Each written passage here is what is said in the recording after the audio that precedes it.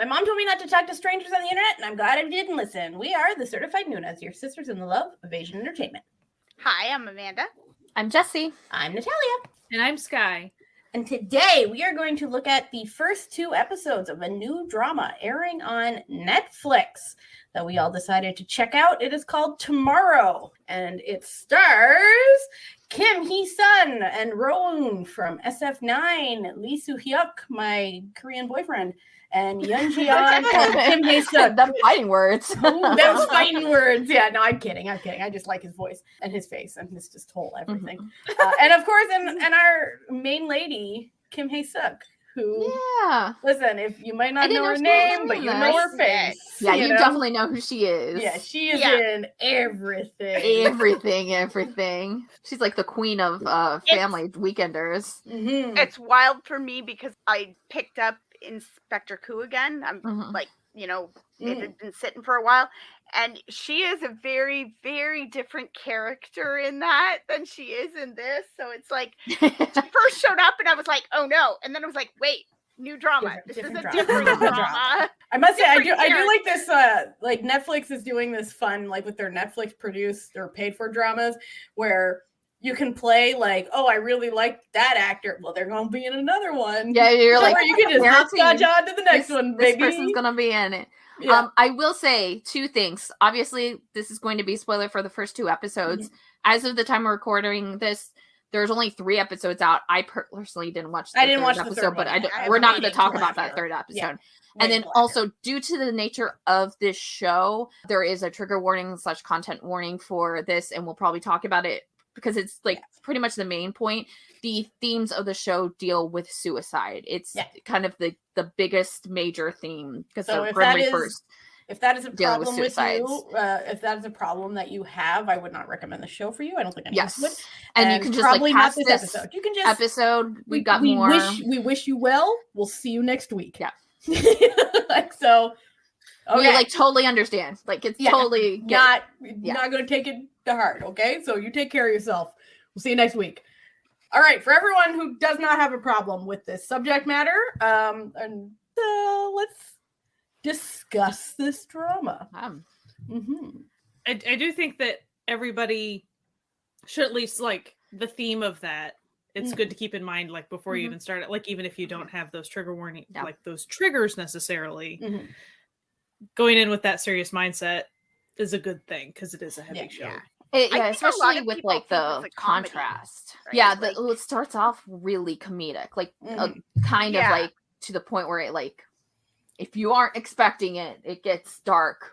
And uncomfortably dark. So we should probably say what the show is about for anyone who just wasn't planning on watching it anyway and just listening to the podcast. Welcome, we love you. So it follows a fellow who just wants to get a job, but capitalist hellscape and all that, can't get a job despite having 1 billion certifications in various things, who's played by Rowoon from SF9. So his character name is Jung-woon, who tries to prevent a man from committing suicide, but then accidentally falls off a bridge in trying to save a man's life, and then becomes he's in a coma, but he's not supposed to be, which he finds out because he encounters a Grim Reaper, a pseudo Grim Reaper, if you will, played by Kim Hee-sun, whose name is Kuryeon, who takes him to the afterlife, which is just a giant corporation where different sections, where all of the different types of Reapers do various sorts of things. And they're all arguing over what they should do with this guy because, too many people are dying. And, that's why they are trying to do all of these things because it's just causing so many backlogs. The heavens got too many things to do. I love that scene, that line that she has, that the Jade Emperor has when she's talking about this, and she says it's not a good thing to be number 1 in. We're number 1 in suicides, and it's not good. Let's be number 1 in something else. So the afterlife is run by the Jade Emperor, played by Kim Hae-suk, and she's awesome.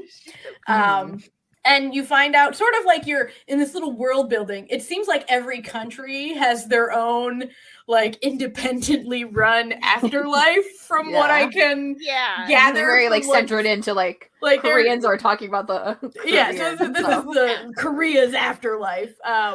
And so they need to find something for him to do until he wakes up from his coma. And so she offers him a job and says, hey, if you work for us, like if you don't work for us, you're just going to be in a coma and stuck in your body for 3 years and then you'll wake up. But if you do come to work for us, I can like put through some, grease the wheels of the bureaucracy of the afterlife. And it'll only be 3 months or 6 months. You can work for us for 6 months, then you wake up. It'll be great. And then, of course, they have to find a team to put him on. And so he gets put on Kurion's team, which is the suicide prevention team, which is her and one other dude, played by Yoon Ji-an, who's like the tech guy. And they have an app that tells them when someone's considering suicide. Like a percentage base, and it like red and green. And so they got to go out and like infiltrate their lives and prevent them from committing suicide. And this team is like kind of like a contention in the group in general, because they're like, you see that like not all the Grim Reapers actually have the same like thought process and everything. And there are Grim Reapers who don't think that you should be even interfering with people who are committing suicide. They decided it, so they're going to hell, and that's that. And then you have like her team, which is like more of like, I want to prevent it at all costs because I don't think this is like what we should be doing. Yeah. So there's like a board of directors that has a bunch of fun characters in the afterlife. I guess we could say this is a workplace drama. Yes, technically. It feels like one. It really does. And then the one who is the most against her is the director of the escort team, who are the people who escort people from their place your of typical death. Grim Reaper job. Yeah, that's like the base, like that's what you think of as a Grim Reaper, who's the board, like the director of the escorts is. That's like, that doesn't sound like a good. I feel like I could have worded that a little better. It's played by Lee Soo-hyuk, Park Joon-gil, and he's just chewing up the scenery, doing his thing. We would watch that other drama if he was the director. Listen, Lee Soo-hyuk, you and your agency. You'd make good money. Just putting that out into the universe. Magic Mike Korea. Or they did like a anniversary of the cast of White Christmas, and it's Magic Mike with all the what are they called, the models? All those models. We'd watch it. 100%. Everyone would watch it. Even people who'd never even heard of White Christmas would be like, "Hey, what now? Let me clean off the old lens on the glasses." And Some could be like the person who runs everything. He's just like this major businesswoman. He's just playing the DJ. The DJ who just puts on the sexy music at the strip club. Anyway, back to the stuff. So that's the basic premise of the whole thing. Also, Rowan's character, Jun-woong, is a himbo. He's just for lack of a better word. He is a sweet, kind, respectful little bean who just... And he genuinely cares. Yeah, genuinely cares about everyone he meets. Like, I mean, that suicide that he tries to prevent, he's like, nope, not getting involved. And then the next thing you know, he's like, okay, buddy. Please don't. He has real, I don't want to be a witness energy that then turns to like actual caring. It's like energy. that clear, like, because there's like a point where they can go through like a timeline of like the progression of like how someone comes to the decision, and they're not supposed to interact, but like Rowan's like, we gotta interact, and they're like, no, this is in the past, you literally can't change anything. Like, my guy, we have to like work on her in her present time to like change her, not like a past time. So the first 2 episodes, what did everyone think?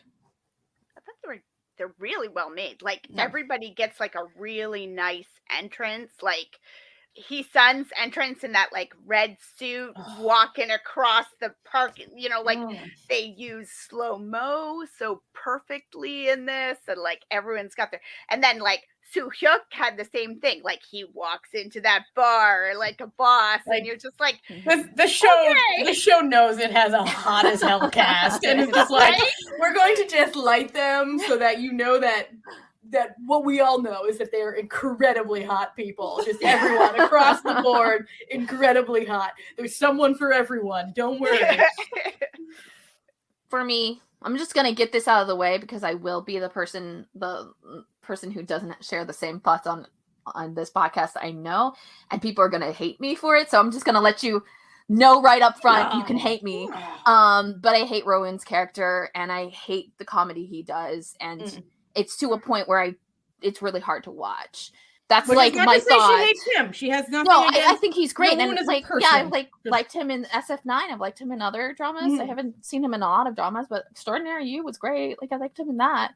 But yeah, it definitely had a hard time with that, and it's so much of the first episode, and even like in points, like not necessarily where they're doing in parts they shouldn't be, but it's still in between other parts. So we're still like in between trying to like help out this girl in suicide, and there's definitely just like using his obnoxious like slapstick comedy that I personally just it's not for you. Not for me. I feel like they're using him as sort of a way to like lighten up the rather depressing parts. Which I would agree. Like, going into the show, I was really hoping that it wasn't even going to have. It doesn't need it. Yeah, in fact, I think it would be better without it.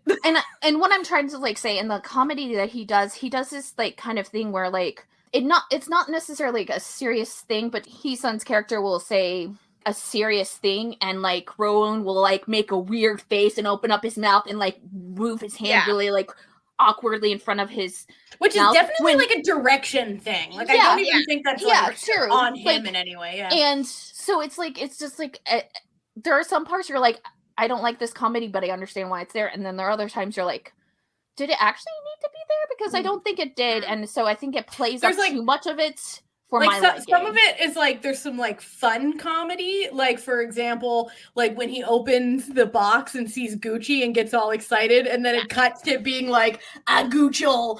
And he's just like, and they do like that stuff is fun. But then there's, they right got before the humor, they got the credits thing that that are doing the little epilogue. The epilogue stuff. Like they're a little like, cutesy and fun, and those are pretty fun. Like those epilogues, like they're fun because they're completely separate from everything else. I mean, a storyline that's like outside of everything. And then it kind of lets you leave on a lighter note, so you're not like down and like, wow, that was some rough shit. Well, back to my normal life, like. I think also, like, if you were just to give all the screen time that Rowan has to Hee-sun's character, I'd be like 1000% okay with that. Like, I would love to see more of her. Like, and she's like a main character, but like, I love her character in this, and so I'm like really having a lot of fun because she's got a lot of dimension in her character because she's obviously struggling with what she has to do in her things, and like struggling in like what's clearly like her department might be. They haven't officially said this or anything, but it kind of like seems like her department would be on the chopping block if there was a department that was going to be let go or something. And so there's a lot of that into it. And I think her character is really cool. So I think it's like also maybe just like me being like me and being like, I just want more of this female character because she's great. Well, I get it. Like, Rowan brings in the watchers. I get it. And he's sweet and I understand. And it's not like he's a horrible character, and he does really nice things, and he is the one to be like the human of the group. The slapstick. Like they could do it. I agree. They could do it without the slapstick. Yeah. Well, because there were times it definitely lessened the situation. Like, it wasn't, yay, it's a break. It was, why are they making that character react so strangely in that situation when it was very serious? And it was like, and there was also no need for a comic break then either. I think I would be more not okay with it if it was like constantly in a part where it really is making fun of the situations, and like there's a lot of stuff you could be super inappropriate about in this. But like there's a lot of ways that the show like could still show that his sort of more compassionate personality. Like, for example, when he grabs the pen that the woman keeps clicking because there was a huge, plot about this woman bullying this writer when they were in high school involving clicking a pen. And when he just snatches it out of her hands and was like, I'm really sensitive. Like that shows his character more than any sort of. And I really like those parts, or like, the parts when there's a point where he sees that the girl that they're looking at, who's like a potential, she's smiling at like a comedy thing, and like those types of Infinite light Challenge. things, she was watching Infinite Challenge, and like those sort of light things, I think are really nice with his character because they do bring in the humanity. He's not like an immortal like being. He hasn't been doing this for like centuries and centuries and stuff, and so I like that. I just wish it would play more into like those kind of light moments as opposed to slapstick, especially in the first episode. It was really hard to get through. The second, and that's not to say I don't less, think that you can't like that and can't think that's like a really that's just great not to device Jessie's too. taste, and that's fine. Like, we all have different. It actually rip that Band-Aid off right now in this very beginning of this episode. The first episode made me more concerned. Like, it made me worried about the second episode and where it would go. Like how it would maintain like tone. It really did. But then at least it didn't it found its stride. Slapstick. So I feel like maybe it'll be less and less as time goes on, hopefully, because like the first episode was sort of, I feel like, was really trying to show like how much of a difference these two people are, like how different these two people are. I know. Ooh, look, like he's goofy, she's serious. And she's serious. Like setting up the dynamic, but like maybe tried a little too hard on that dynamic unnecessarily, And I suspect that will settle over time, because obviously the point is going to be that he's going to soften up, round off some of her edge. He's going to see that there's a place for compassion within this as well, but he's also going to see that her hard attitude has a place. The classic. Look, it's better if you're together, that sort of thing. That whole workplace drama thing. Of course. It's 100% a workplace drama, which is so bizarre to think. It's a supernatural workplace drama. It's such a like typical office drama too, with the little computer nerds in the basement that like Rowoon goes to work with for a little bit, and their job is like they're like computer nerds who put together the like flashback of your life. Yeah, like what you see, the memories of your life before you die. It's like there's people going through your memories, and like these are the ones that you should look at before you die. And like the escort team is like very nice looking and all like and beautiful suits, and like they just like walk in and you like you're like step back and you're like I liked how Rowoon's character was like, I want to be on that team. Their suits are really nice. Really, and then Lee Soo-hyuk is like, I would rather die than have you on my team. You friggin' weirdo. Get away from you. Are not even good enough to gaze upon me. Like, be gone. I'm really like intrigued by the other dude on the task force who goes home at the same time every day. Yeah. Never works overtime, and there's something there. Like there's like something that we're going to be revealed about him. I know. I kind of wonder, like, because Korean workplace dramas do this. They don't do it as much as J-drama workplace dramas, where they like really hone in on things that are happening in the workforce that are bad, and they want to address them, like all the like the kind of like social issues. And so like in a J-drama workplace, they would be doing that because they want to like promote healthy work life business, that sort of thing. And I don't know that that's the case in this too. So I'm like, maybe, but also it could be a past life thing, or or it's like, because he says like there's just like one line in the second episode where he's like, oh, the alarm's gone, and she's like, really? Like, not even today? And he's like, not even, like, you promised me that I could always leave when the alarm goes off, and there's something there, and I'm intrigued. Yeah, also, and then when he comes back, she said something about like, did you find it? And he says no. Yeah. She's like, oh.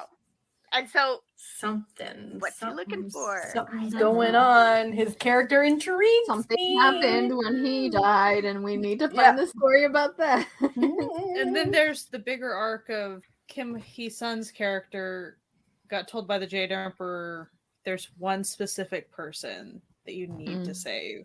And then you can escape your fate. He keeps asking, like, when do I get to meet that person? Not yet. And so, like, you wonder how it's that's got that mystic pop-up vibe to it. Yeah. Yeah, it really does. It's like a darker Mystic Pop-Up Bar. Like, it's not as light and as fun. And Mystic Pop-Up Bar got dark at times. Yeah, but this definitely gets a lot darker. It's a lot darker and for longer. Like, it's more...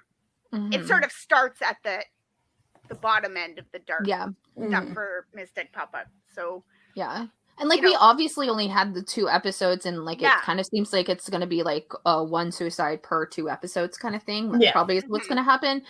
But I do feel that it is specifically really focusing in on how dark things are to get to the person to that, like, as a specific point, be like, it's this. This is why. So it's not just, and they're all like real, actual things. It's not like there's demons infecting their brain. Yeah, no. Like, so this, like, the legitimate... this first suicide was because of a girl who was horrifically bullied in her schooling, and she's finally gotten out of school, and she works at like a TV place as a writer, and they are doing a segment on this person who's written a memoir, and it's about school bullying, and it's basically bullying.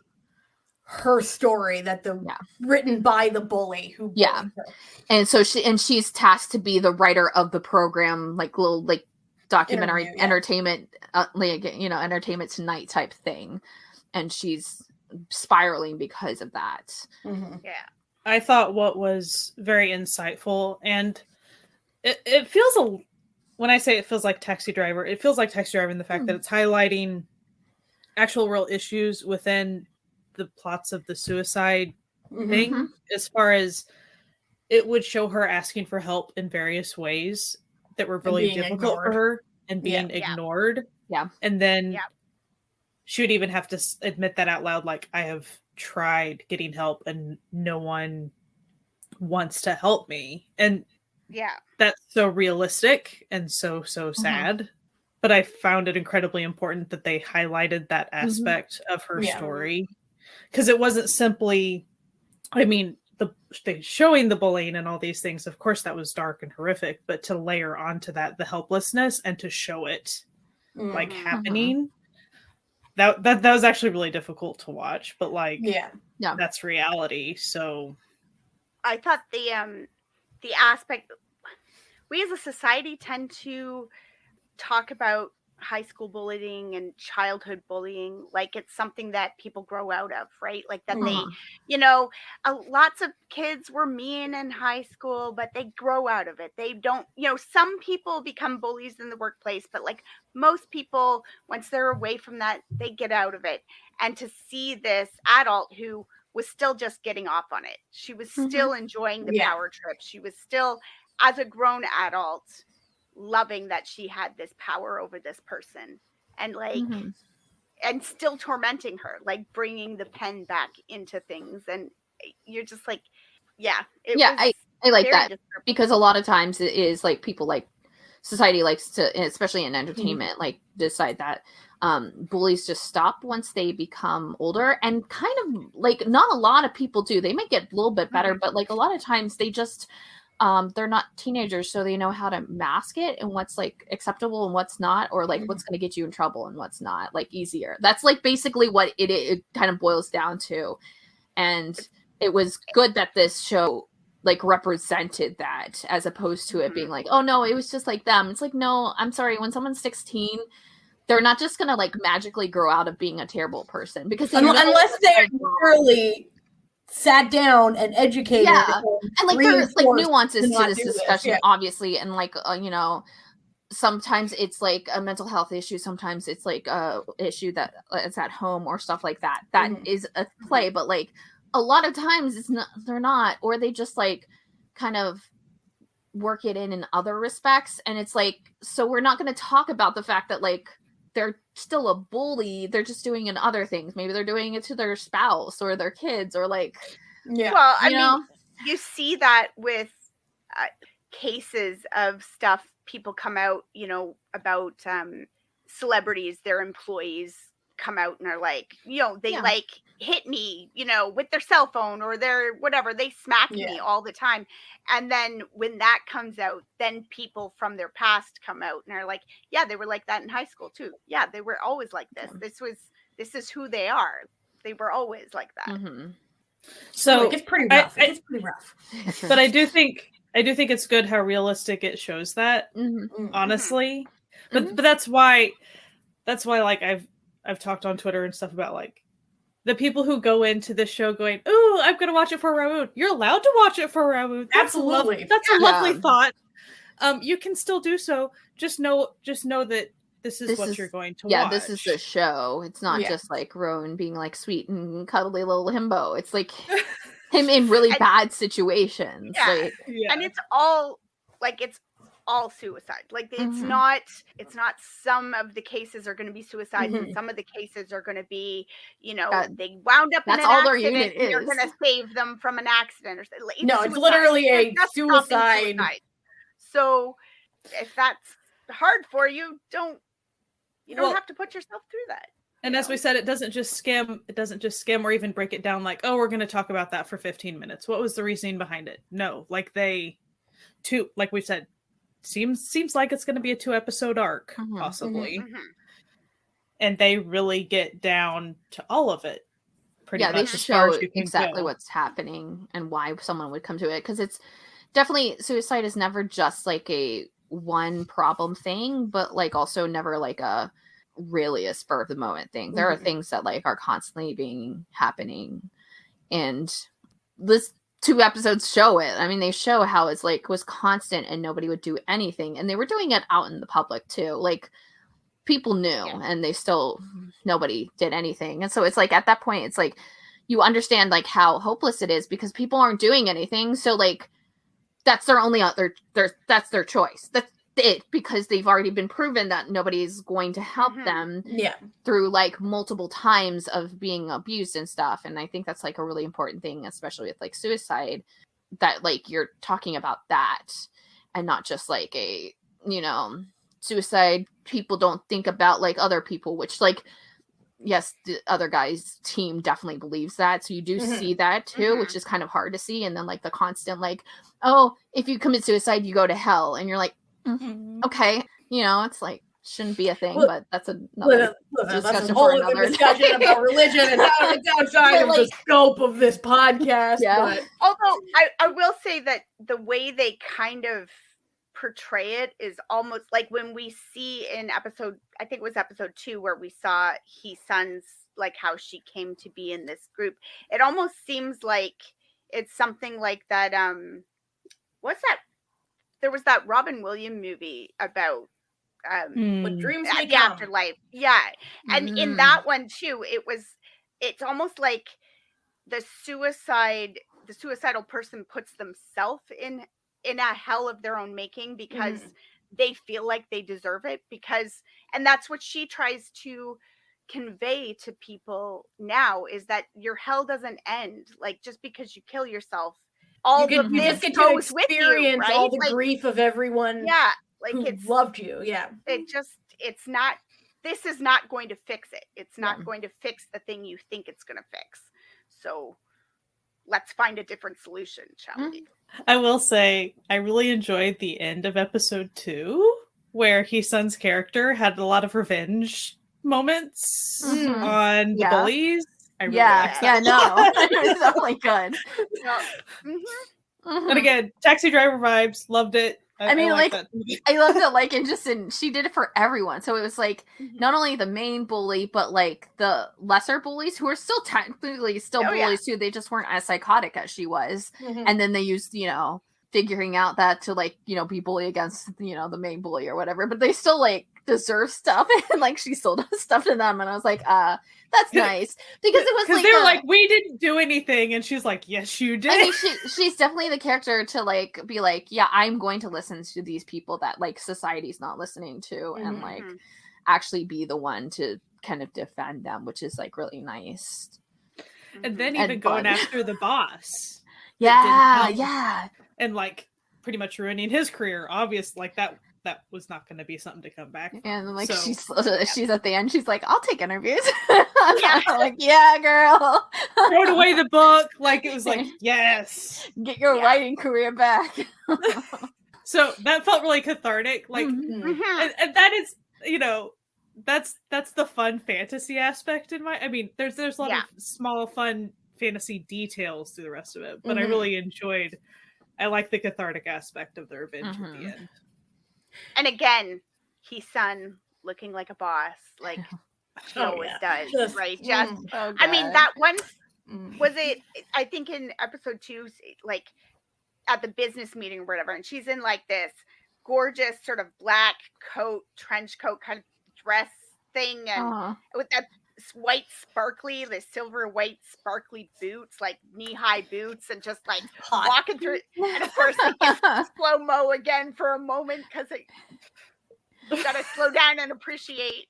Well, and then she had to appreciate greatness, you know. She had an encounter with the other Grim Reaper guy, and it was just like a moment of like, you both are gorgeous. I mean, that was not the point, but Too hot. Look at that. Ooh, too hot. Like, oh, your characters hate each other. Got it. I'm glad that we saw you in the same frame. That was enjoyable. Thank you. Like, I do love that energy. I do love that enemy's energy. You know, two hot enemies. I have to say, I do feel a little bit bad for one person. And that was Jung Jung Ha, who they pulled out for a cameo and a poop joke. And I was just like, oh. Like, poor buddy. Come on. Although I did like the cameo, but I could have done without the poop joking part of the cameo. It's but just like, that's, you know. But listen, that's just the K-drama way. They can't help themselves. I guess a Korean culture way. That's just like that. Well, was it when we were watching Kin Porsche, I think somebody was like, oh, boy love series, they always have to have the poop jokes, the toilet humor. And I was like, oh, no. That is not the boy love way. That is the Asian drama way. That's just like, you know, let's talk Infinite Challenge ended. He's just been, you know, here and there. You know, I just feel bad. Can we talk about the Jade Emperor, though? Oh, yeah. Hell yes. The shoulders on that cape. Hell yeah.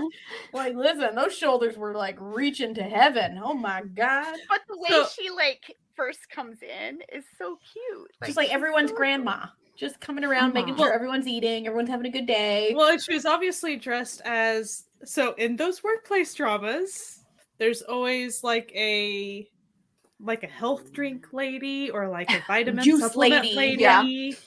Yeah. And she's always dressed, you know, that outfit of the sun hat, because you know, she gets a lot of her walking in and does all these things. What I did wonder about that moment was, did they all know she was the Jade Emperor? I think so. They're just used to it. That she's the boss, but she's the loving boss. She's awesome. Loves everybody. And then obviously Rowan did not know, which was that was funny. Well, obviously, because he does not work there. He's and he asks, he knows he's waiting, and he asks like Hee-sun's character, he's like, you know, the Jade Emperor, does he have a long white beard and flowing cloaks? And she's like, sure, we'll go with that. And she leaves, and then this grandma comes in, and he's like, okay, grandma, thanks for the juice box, but like, I'm waiting for the Jade Emperor. And she's like, oh, okay. Oh, are you? I think Kim Hee-sun's character is like, oh, like, it's terrifying. Like, he'll like, you know, trying to like scare this kid. And so he's like, is it Jade Emperor really like as volatile? And Kim Hee-sun's character is just like, okay. All right, I see what's happening here. But oh my God, serving looks the women in this show. They really are. Yes. It's all around nice on the eyes for everyone involved. And I was like mentioning that. So I was watching it and my husband was sitting next to me and I was like, you know what? Like, I really love that recently there's been more and more Korean dramas that have middle-aged women as the main characters, not as someone's absolutely. mom. Like, because it's just like, you know, there's this whole like sad but true joke is like, as soon as you hit 30, suddenly you're playing the mom to like 20-year-olds for some reason. Oh yeah, like, and it's like everywhere too, but like it's just like, even like something like Playful Kiss, I think, is one of the first ones that I encountered in, and it's also one of the first dramas I watched. But like the mom in Playful Kiss, if she's like 5 years older than KJ, like something absurd, and you're like, there was a skit at one point that had Courtney Cox in it, where they were like, "Oh, you've turned 40," and they're like setting her out to like. Like, they're like, we'll put you in the boat for your Viking funeral, because, like, you know, you're basically dead at this point. And so I really like this new trend of, you know, middle-aged hot women just being hot women, you know? Like, it's so nice to guess see. what? Kim Hae-suk, yeah, she might be in her 70s, but she's hot. Like, absolutely, and super talented and hardworking. Oh, hell yeah! It's great that she gets interesting roles that she gets to like chew on and stuff, because everyone would be missing out, not being able to have roles. And she's so prolific that, luckily for her, at this point in her career, she's like, listen, she can do whatever project she wants to do. Yeah, she'd be like, you know what I mean? Like this, and they're like, yes, please. she's literally called the mother of K-dramas. Yeah. For various, I think she's played everyone's mom at some point, I'm sure. Oh, I'm but sure. I don't think there's like a single actress out there that she hasn't like some sort of She's in everywhere. She's bankable. It's just nice to see older women playing not moms. Yeah. Nothing wrong with playing moms. Don't get me wrong. Don't get it twisted. Like but grandmas, and like you're like, yeah, but there's more roles.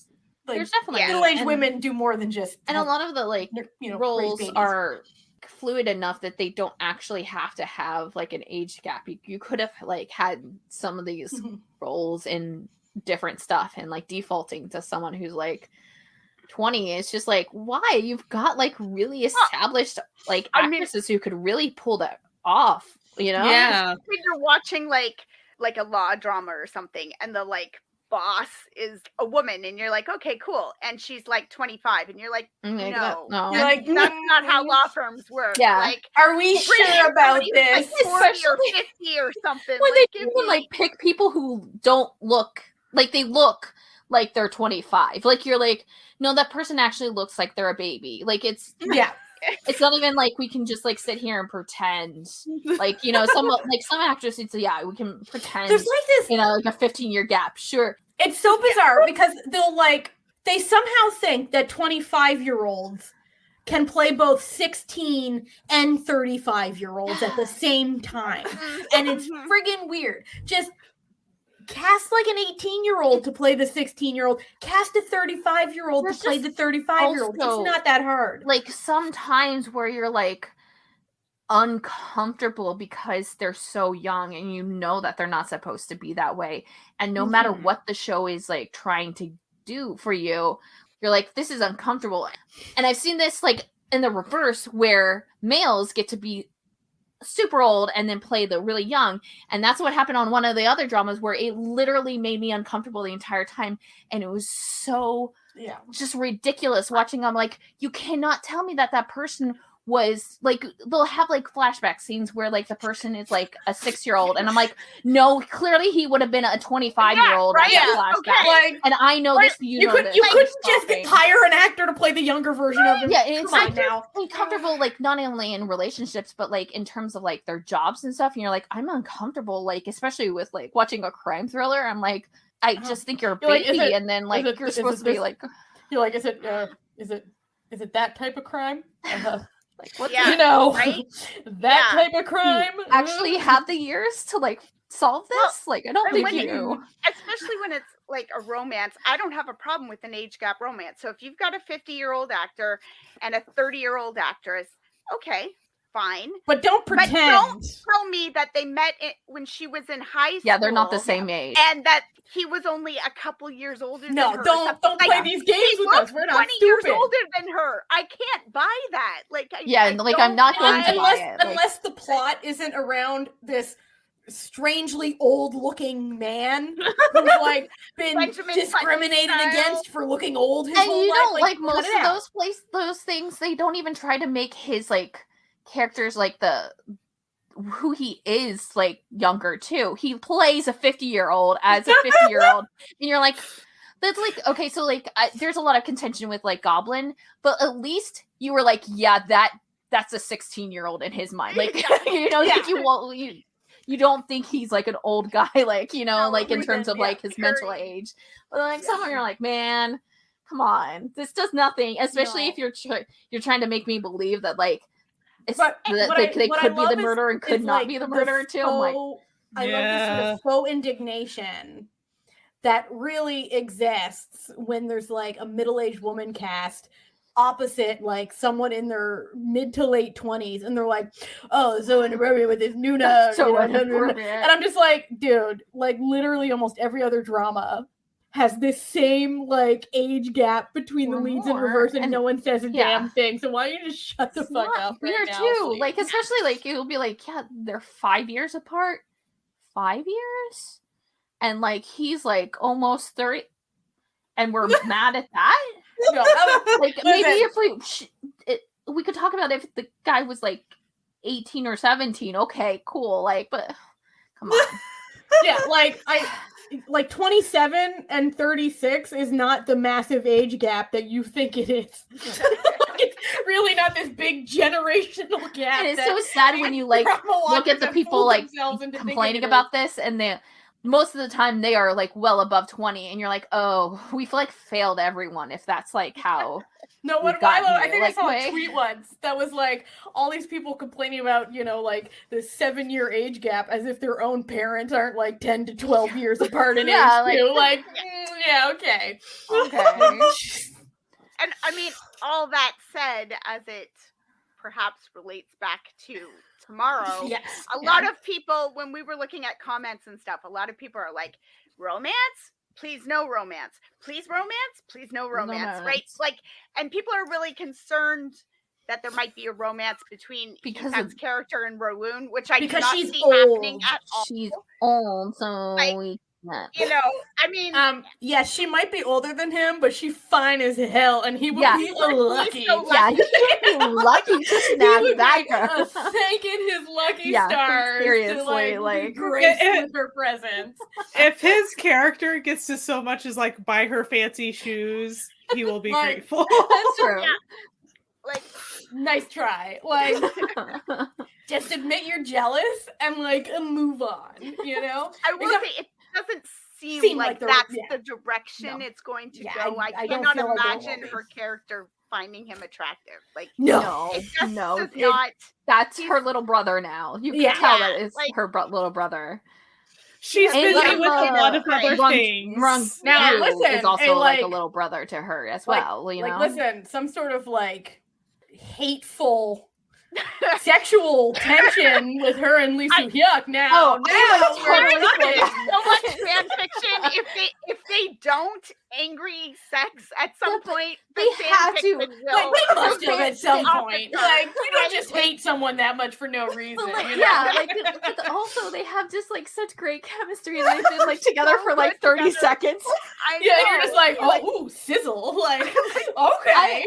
And this is the type of enemy silver like where they're both equal in their enemy. It's like there's not one who's like bubbling it. I really sort of like equal hate. It's I really sort of like that. Like, I hate you so much, but goddamn, you're sexy. Like, I love that vibe because like that's sort of like I'm feeling the tension. Like I'm not saying it'll and then happen. like they're glaring at each other, and like everybody in the room is like, oh yeah, like feeling a little. Keep it to the bedroom, fella and lady. Like, leave them alone. Like, listen. I'm not saying it'll happen. I'm just saying it should.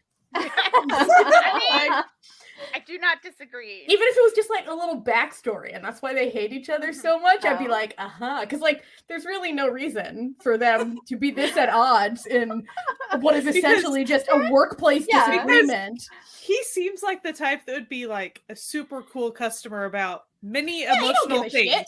But like, also, are they actually like working with each other that much? Yeah, like their meetings because they're both heads of their department, sure. But like once a week, if that, and then they're on their way doing their own stuff. Like, yeah, but there seems like there's a lot of animosity there, and like, absolutely. I'm not saying I'm already writing the fanfic, but you might be able to see it. The gears are turning, you know. But maybe by episode 16, if we don't have anything, she might be pitting like posts. You know, I think if we get nothing out of this at the end of episode 16, check back on my AO3. There might be a little one shot on there. Who knows? Like, I'm sure there is someone out there right now who's like, I've already got it started. I got it. They're like, girl, I am ahead of you. I got this.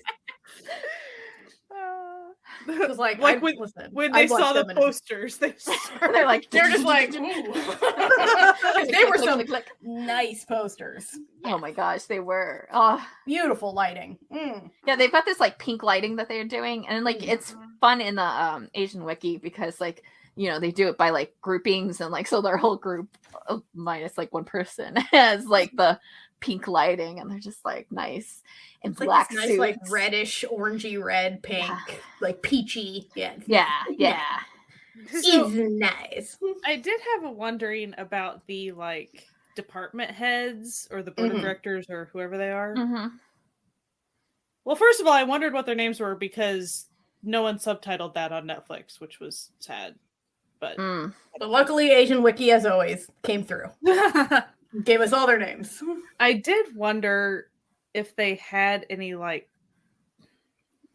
supernatural story fable type ties to afterlife stuff. I wonder.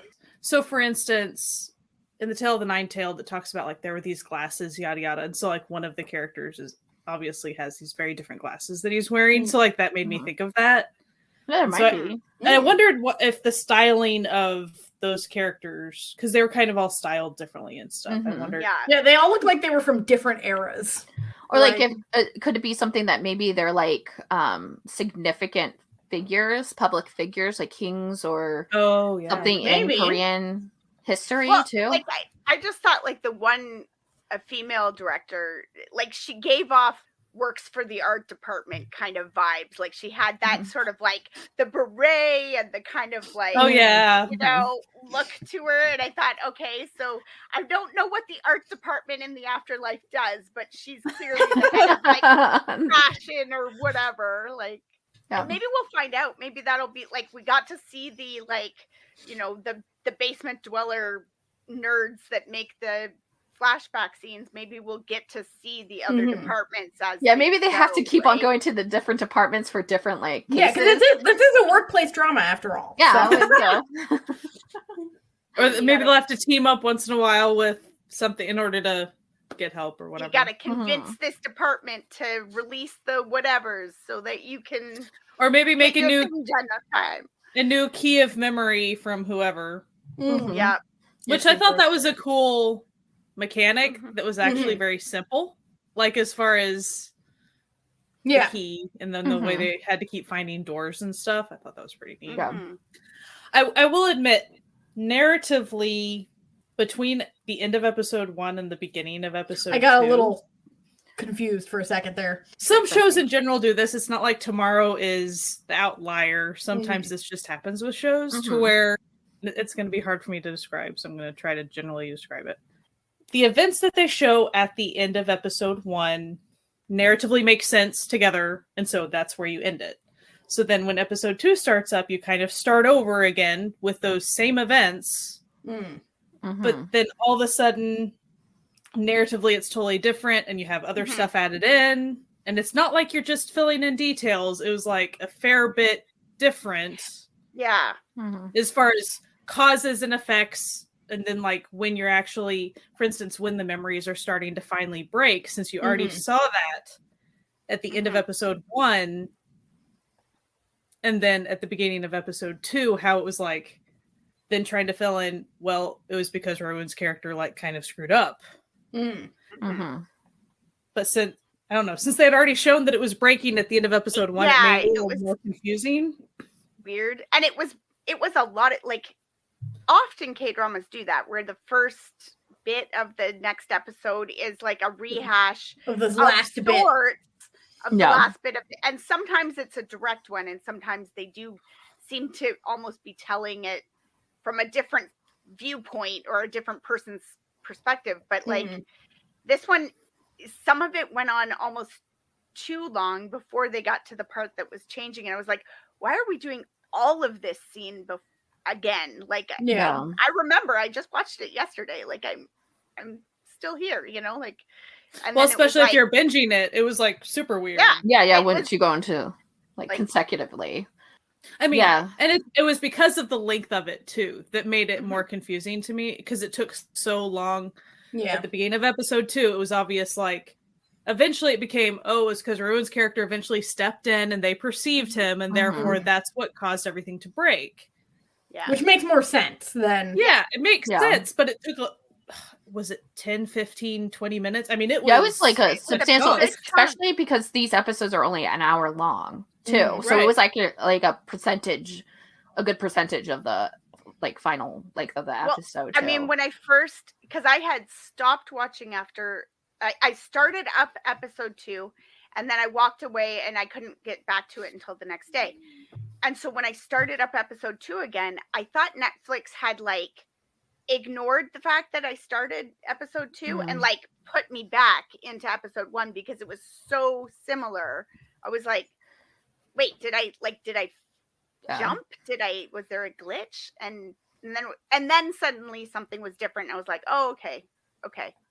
But yeah, it was definitely a little like, especially because I did them like back to back. So it was like kind of like, oh, this is like a abnormally long, like exactly the same, like rehash, and you're like, what's okay? And then it kind of like, okay, I got there, but yeah, it was a little hard to follow.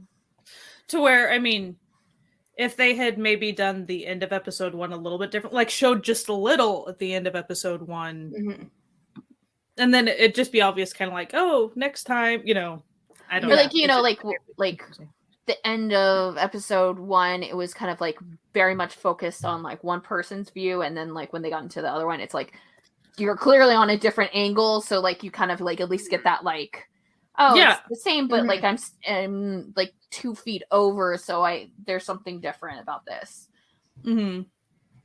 Or like an emphasis on, oh, we lost the key this time, you know, if something was just cut differently or whatever it would have been. I'm just saying it was really confusing. Now, if you watched episode 1 and then you like waited a week or 2 to pick up episode, like you'd be like, oh, it's fine. Like, no big deal. When you watch them one after the other, I was like, wow, this is a really long backtrack. Okay. A lot. And then I was like, oh, we're switching it up. Okay. But especially because of the subject matter, I think too. Yeah. Because it was showing the bullying even at the end of episode 1. So like, so it was a lot. Like, it was a good solid. If you're watching them back to back, you're getting a good solid, probably 20 minutes at least of bullying scenes, and they're fairly intense. Like nothing. I would say if you're used to Korean dramas that have bullying in them, it's nothing new. Like it's intense, but it's not. And it's not, you know, bloody or sexual anything, violence or, you know, stuff like that. But so it was intense, but it wasn't like, I don't know. I didn't feel like, okay, this is something worse than anything I've witnessed before in a K-drama. But for 20 minutes in a row, it's a lot. Yeah. I really enjoyed the show. Me too. Same. I really need the 4 episodes to really kind of get into it a little bit more, especially to see if that like comedy kind of like gets drowned out a bit, or they just were doing that thing where like a lot of people do, where they do a massive amount of comedy and then they forget they were supposed to be doing comedy for the rest of the show, and then you're like, I got this. That I can do. K-dramas really do seem to, a lot of the time, the first 2 to 4 episodes like will be a completely different tone than the rest of the drama, and you're like, that's a weird choice to make, but okay. Like, but so, you've made it, so yeah. I'm definitely here to see the next 2 episodes. Like, I'm definitely enough interested in like what's going on, and especially the main female character, because I think she's just great and wonderful, and I'll probably just watch for her. Let's be real and honest. But like it's enough to like keep me kind of intrigued to see what's going on. I'm hoping it stays pretty good, especially because like this one kind of seems like it would probably be a really great one to be a 12 episoder, and it's not a 12 episoder, so I'm getting spoiled with those like small ones. Yeah, so, it's true. Yeah. So I'm hoping the pacing kind of sticks up with this. When I finished up Forecasting Love and Weather, and I was like, this would have made a pretty good 12 episode drama. And I was like, I like the 12 episodes. 12 episodes feels like just the right length. So, like, yeah, it's just a nice little area. Yeah. So that's something I really appreciate in Netflix. They seem to really go for that 12 episode dramas, like a lot of the ones. I mean, it is nice that this isn't like an hour and 20-minute episodes too. So I think that's like a so like evens out to the same length as the longer 12 episode one, you know? Oh, but what if they keep doing that like long second episode cut thing, like at the beginning? I hope not. I hope not. I would like. I'm hoping. Kind of not hoping, because this would have been really bad. It's like your second episode and you're doing this. But to me, what it seems like is like, oh shit, we don't have enough recorded stuff to make up the hours, so we have to fill in stuff. That's what I assume. I hope it's not, because it's the second episode, but right. Yeah. Things happen, I guess. It's COVID time, whatever, you know. Yeah. Like, honestly, it's like, at the end of the day, it's just all K-dramas. It doesn't have to be perfect, and it doesn't have to be great, and doesn't have to be like oh my gosh, best thing that I've ever seen in my life, you know? You can still enjoy it if but we want to see a lot of Kim Hee-sun's character doing a lot of things. Ooh, get your fans ready, ladies, because it's going to get hot in here. Her hair color is so good. That that peachy pink. Oh, yes. I like. I always want to take it to the hairdresser and be like, "This, like my hair this is what I would like, please. Just make me her, please."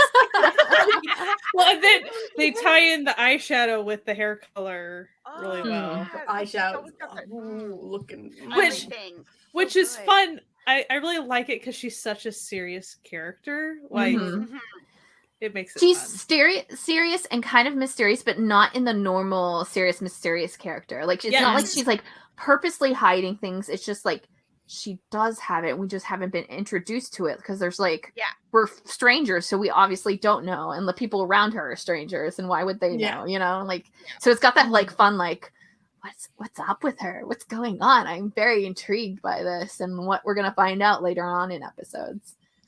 And also the dynamic between her and Yoo Ji-yeon's character. Like, because even their dynamic, like how her character doesn't appreciate that he's getting off at that time all the time. But still, but at the same time, obviously made a promise, like She abided by the contract that she made with him. It's like kind of like that she doesn't hate it, because there was like one time and she was like, "Oh, is it time? Okay, I've got this." Like, it was like very like matter of fact, because you know it's when Rowan was like off the bridge, you know, at that point and he's like, "Oh, no, it's like time," and she's like, "I got this, whatever, go." And they don't drag their ass out of the water. I'm the manager. This is like my like lot in life. So she's an actual good manager, unlike many other managers out there. And also, he backtalks her issue. He backtalks her a lot. Like to a fun extent. There's like a fun dynamic. They're like a team, right? Yeah, they're definitely a team. I mean, she is the manager, but it's not like she's the boss and he's the subordinate. They're a team that works together, and you see that in their interactions, which is nice. Yeah. I was looking up the different, like the different department heads, and a lot of them just say department head on my drama list. But I'm curious about the one it's listed as the domestic sales team head, and I want to know what does the sales team do in the afterlife? Maybe they do PPL within people's life situations. Like, here's my theory. They could be trying to like sell people on their reincarnations. Like, they have several options of reincarnations, and they have to get rid of the less popular reincarnated ones. So they gotta, like, you know. Do you have to do stuff? Is there like a thing that, like, you know, there's a penance program where you're like have to be like doing stuff, and they're like, okay, if you do this, I'll sell you this package, which then like gives you like 2 years off of your stuff or something like that. Yeah, like if you do these things. I'm really excited about the workplace aspect too, because I did. Yeah, we all love a good workplace drama, don't we, ladies? We do. Well, that workplace. Listen, if we can turn anything into a workplace drama, if we try. Like, they even had like these flying elevator things. Do you remember? Like, he walks in, they walk in, and they had like these elevators that had like propellers on them. I thought it was really cool. Yeah, the afterlife like, looks fun as hell. Flying elevators. I think of Cabin in the Woods. No, God, I love that movie. So good. It's a horror and like. I obviously have not watched Cabin in the Woods. It's you know, by a person that we all now know who is a terrible person. A scumbag, but it is the most self-aware horror movie that I've ever seen. And it's just like perfect. It's really is done. I hate that he's such a jerk now, and he's like taken over every love of my life. Yeah, well. Good old Joss Whedon.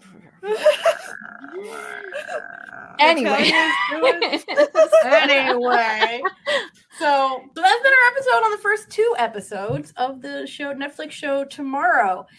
If you would like to discuss the first 4 episodes and you're listening to this the day it comes out, you got to check out our YouTube on Wednesday, because we will be doing a live stream about the first 4 episodes where we chat with people who've also watched it and had a good time. And you can talk more about it, get deeper in. That's right. We can listen. If you really loved this Kim Hee-sun mommy stuff, like, you're gonna love our live stream, I'm sure. Like, just putting that out there. There will probably be more of that content to come on our YouTube. We do lots of fun stuff. We're doing much more on the YouTube these days. All the episodes can be found there, but we've been doing a lot of live streams and things. So you should go subscribe and click that little bell, and come hang out with us on YouTube. That is like what we're doing these days, and it's super fun. And as I said, all the episodes can be found there, but they can also be found wherever podcasts can be found. And of course, if you want links and stuff, you got to go to certifiednoonas.com, our home on the web, where everything can be found there. And if you want to support this podcast, you can go to patreon.com/certifiednoonas, which is where our certified found family lives. They are our supporters who basically keep the lights on for this little podcast that has been going now for many years now. An almost shockingly long amount of time and amount of episodes, now that I think about it. So we think that they're the best. We put little extras. They get, fun stuff over there. We have a movie night every month. It's good finds. It's good times, good fun. And we love every single one of our patrons. We think they're the best. Anyway, we hope you have a fantastic week. Take care of yourself, and wash your hands, wear a mask. And as always, keep enjoying Asian entertainment. Bye. Bye.